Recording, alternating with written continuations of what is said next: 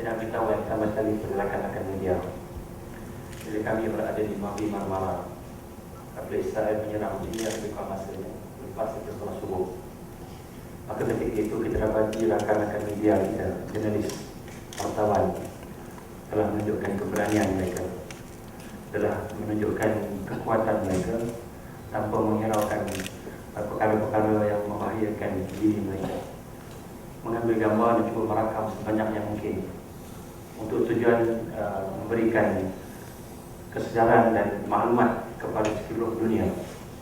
Sehingga ada di kalangan rakan-rakan media kita, salah seorangnya ialah saudara Surya yang merupakan satu pasukan dengan kami dari Malaysia dan Indonesia yang telah digabungkan, yang telah ditembak di dada kanan, telah ditembak dengan peluru hidup. Dalam keadaan yang kritikal itu, beliau masih lagi cuba berusaha untuk mendapatkan maklumat-maklumat yang ada, walaupun selepas beberapa ketika maklumat itu telah dirampas. Tetapi ada sebahagian maklumat telah kita dapat sembunyikan, dapat simpankan untuk tontonan dan untuk kita bawa kepada dunia. Jadi inilah yang kita harapkan kepada rakan-rakan media yang ada. Mudah-mudahan usaha-usaha kita untuk sama-sama membebaskan penderitaan yang dialami oleh rakyat Gaza dan Palestin dapat sama-sama kita ketegakkan terus. Kerana sebenarnya isu yang sebenar bukanlah pembebasan kami. Kalau kami digelar sebagai wira kerana berada lebih daripada sehari ataupun 2 hari, kita kata berada dalam keadaan yang penuh kesusahan, ditembak dengan peluru hidup, diikat selama 15 jam, tidak dibenarkan masuk ke toilet, sentiasa diacungkan senjata kepada kepala kami, berada dalam keadaan yang amat susah apabila tidak diberikan makan dan minum lebih hampir-hampir kita kata 24 jam. Tapi saudara kita di Gaza, saudara kita di Palestin berada lebih daripada 2 hari. Tiap-tiap hari mereka berhadapan dengan apaci-apaci yang datang untuk membunuh mereka. Tiap-tiap hari mereka tidak mendapat makanan yang cukup, bahan-bahan perubatan yang cukup. Sebab dan isu sebenar bukanlah isu mereka tidak mendapat makanan yang cukup, itu merupakan satu bahan perubatan yang cukup masuk. Sebab itulah perjuangan dan isu sebenar bukanlah isu pembebasan kami, dan itu dua perkara yang besar bersama-sama dengan kerajaan kedutaan yang besar kepada kedutaan di Jordan. Memang kami tak sangka dapat keluar awal. Kerana bila pagi itu, apabila kami tidak dibenarkan untuk menelpon siapa-siapa pun, malah kami telah diputuskan hubungan dengan luar.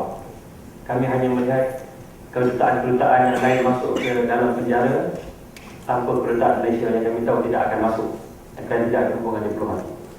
Dan kami rasakan mungkin kami akan duduk di sana dalam sebulan, 2 bulan akan, atau mungkin tahun 2 tahun.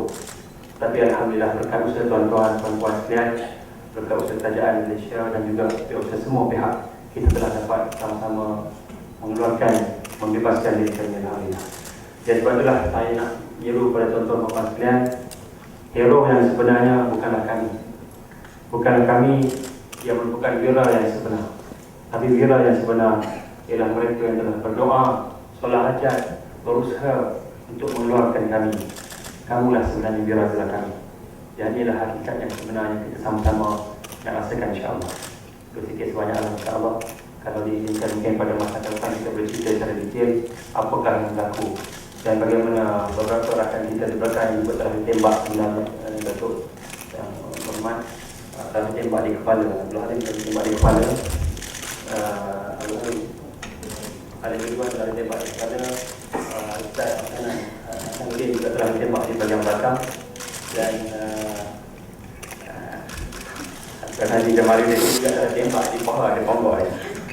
Jadi semua ditembak, tapi alhamdulillah raga bulat. Masuk ke raga bulat lagi. Jadi tuan-tuan, dedahkan apa yang ada. Bukan saja mereka menembak kami di luar perairan military zone mereka yang lebih kurang 74 batu nautika luar daripada Gaza yang merupakan perairan antarabangsa. Tapi kita diserang dalam keadaan tidak ada amaran apa-apa, tidak ada notis seperti Lebanon. Kami tak tahu yang datang ke Israel ke, yang datang ke Lebanon ke, dan sebagainya kami tak tahu. Yang kami tahu, kami diperintahkan menjaga dan mempertahankan diri dan kapal kami. Itu yang kami tahu.